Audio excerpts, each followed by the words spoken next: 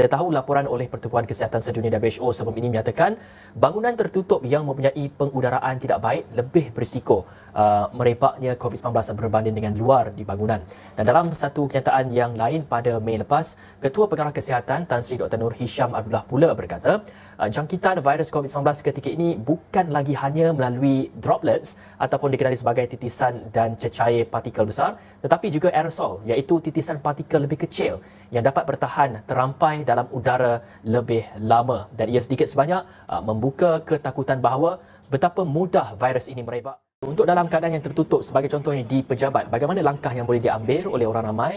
Kita tahu apabila berada dalam keadaan yang tertutup, mungkin risiko penularan itu lebih tinggi, kerana kita lihat juga dari segi apa yang doktor terangkan sebentar tadi, melalui aerosol ini mampu melangkaui ke 6 kaki dan sebagainya. Bagaimana agaknya bagi pekerja yang ketika ini yang bekerja di pejabat, apa langkah-langkah yang perlu mereka lakukan, terutamanya dalam keadaan ataupun dalam pejabat yang dalam keadaan yang tertutup ini? Pembersih udara juga boleh digunakan. Bermakna penggunaannya lebih tertumpu kepada dalam membantu mengurangkan jumlah partikel dalam udara.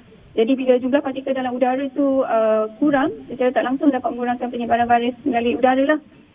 Tapi kena ada pembersih udara yang sesuai lah, bermakna kapasiti ruang yang sesuai dengan kapasiti ruang, yang boleh memerangkap partikel bersaiz nano dan sebagainya lah. Kelajuan penghantaran udara bersih, contohnya macam cycle of clean air extraction tu pun penting juga.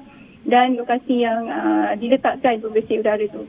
Berdasarkan kajian kami yang lepas, kami mendapati keberkesanan pembersih udara ini juga adalah bergantung kepada kedudukan. Di mana apabila ia diletakkan tinggi sedikit daripada lantai, ia lebih efektif kan? Sebab apa, seseorang individu ni masih lagi berisiko menyedut udara tercemar sekiranya dia diletakkan di bahagian bawah, kerana pembersih udara itu menyedut udara daripada bawah dan dia akan melepaskan udara bersih di bahagian atas.